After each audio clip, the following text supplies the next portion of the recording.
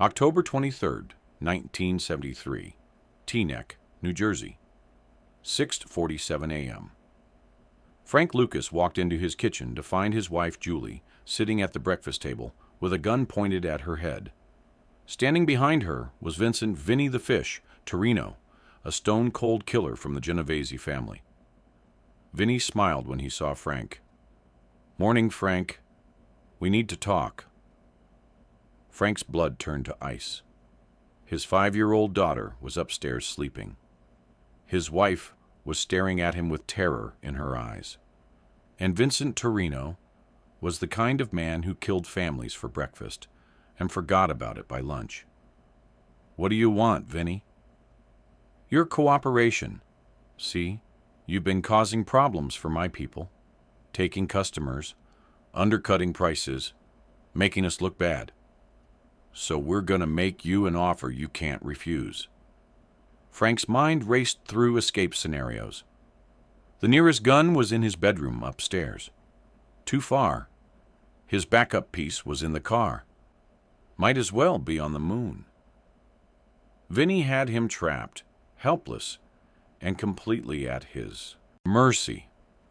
"Here's the deal," Vinny continued. "You're going to work for us now. You're going to use your Vietnam connection to bring in merchandise for the Genovese family.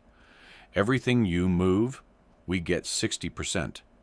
Everything you earn, we get our cut. You're our employee now, Frank. Congratulations." Frank's jaw tightened. "And if I refuse?" Vinny pressed the gun harder against Julie's temple. "Then your wife dies. Then we go upstairs and kill your daughter. Then we burn this house down with you inside it. Then we find your brothers in Carolina and kill them too. Your choice, Frank." This was the moment Frank Lucas learned that being invisible didn't make you invincible. It just meant your enemies had to get creative about finding ways to hurt you. The kidnapping had been planned for months. The Genovese family had been studying Frank's operation, looking for weaknesses, trying to find leverage they could use against him. Frank's direct supply line from Southeast Asia was destroying their profits. His superior product was stealing their customers. His invisible operation was making them look like amateurs. Traditional mob tactics didn't work against Frank Lucas. You couldn't intimidate someone who stayed out of sight. You couldn't muscle in on territory that didn't officially exist. You couldn't negotiate with someone who refused to meet. The Italian families needed a different approach. They found it in Frank's family. "Your wife and daughter are safe," Vinny explained, "as long as you do exactly what we tell you to do. One phone call from me, and they disappear forever. One sign of betrayal, and you'll never see them again. One attempt to contact law enforcement, and they die slowly. Understand?" Frank understood perfectly. He also understood something that Vinny didn't. Taking Frank's family hostage wasn't just a bargaining chip. It was a declaration of war. And Frank Lucas had been preparing for war his entire life. For 6 weeks, Frank played the role of cooperative prisoner. He used his military connections to bring in merchandise for the Genovese family. He handed over 60% of his profits. He followed orders, accepted humiliation, and appeared to be completely broken. But Frank was using those 6 weeks to study his captors. He identified their routines, their weaknesses, their communication patterns. He memorized faces, recorded license plates, and tracked movements. While the Genovese soldiers thought they were controlling Frank, Frank was building a detailed intelligence file on every person involved in his family's kidnapping. Most importantly, Frank was tracing his wife and daughter. They weren't being held in one location. The Genovese family was smart enough to move them regularly, but they weren't smart enough to change their patterns. Frank noticed that certain soldiers disappeared from their regular duties every 3 days.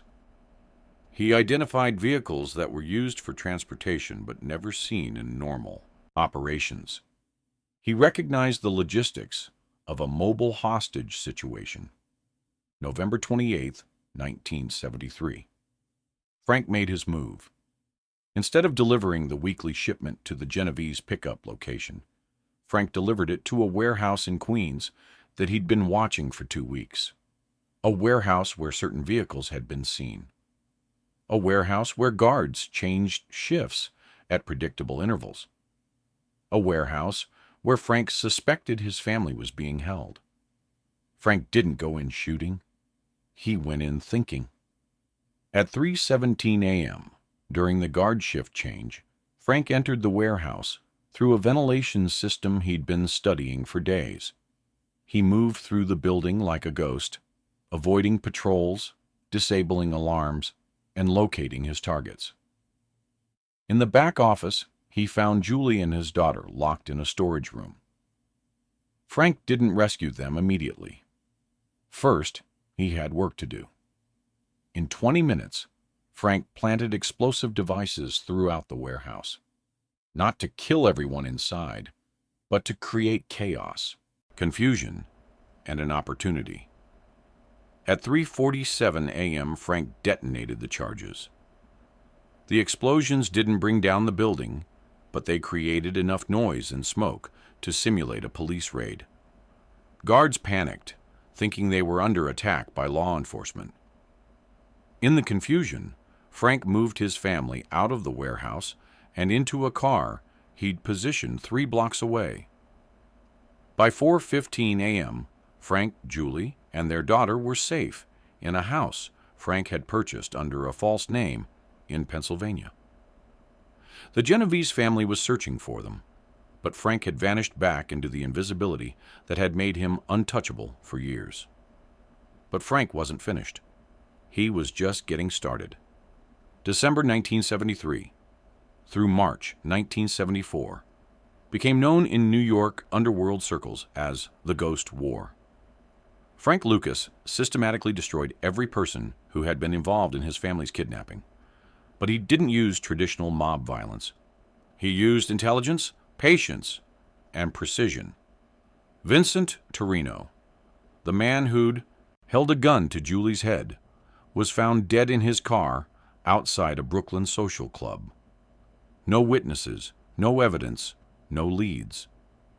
The coroner ruled it a heart attack, but everyone in the Genovese family knew better. Frank had found a way to kill Vinnie without leaving a trace.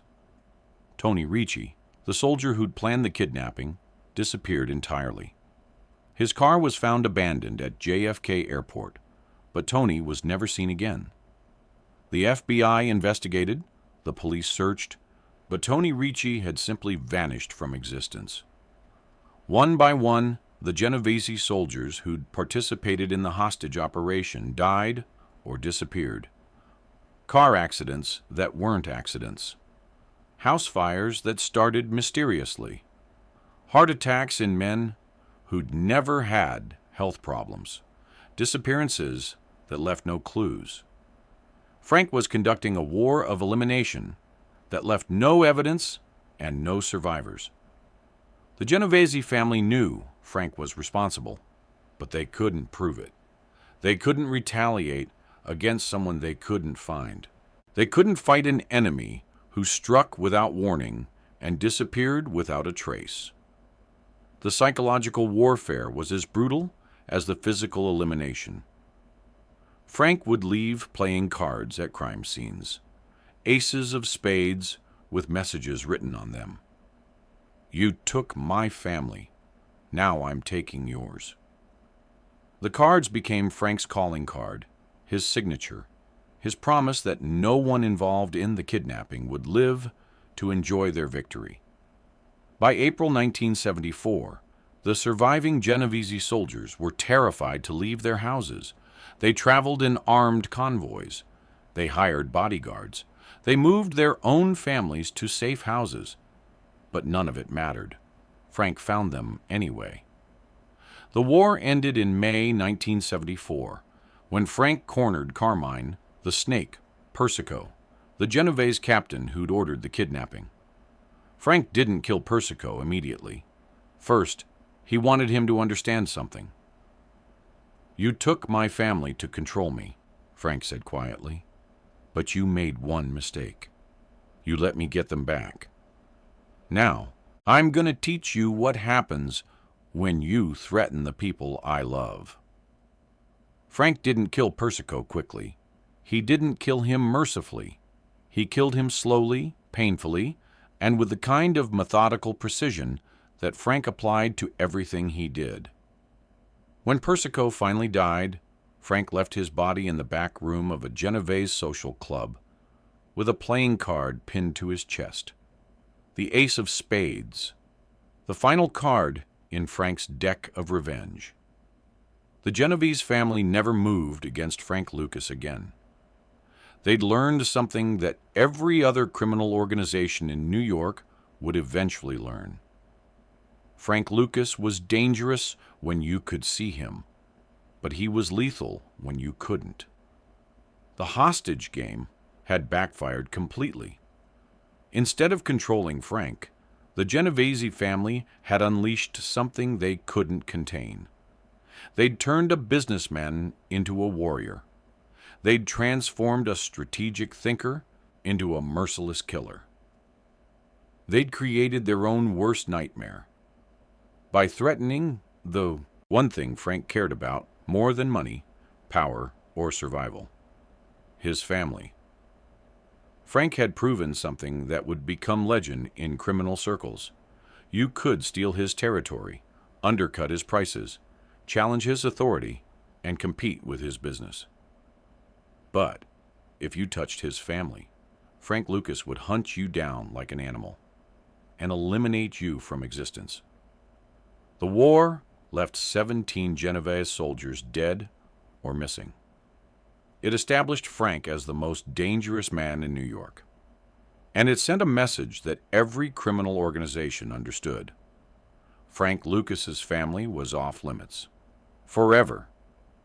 Years later, when other criminals asked Frank about the hostage game, he would say something that chilled them to the bone.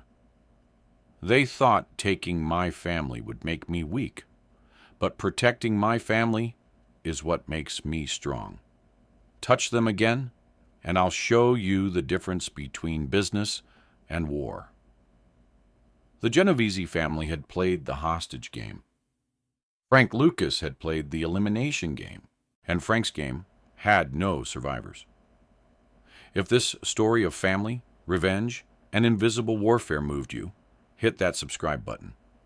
Drop a like if you understand that some lines should never be crossed. Share this with someone who knows that protecting family isn't just loyalty, it's survival.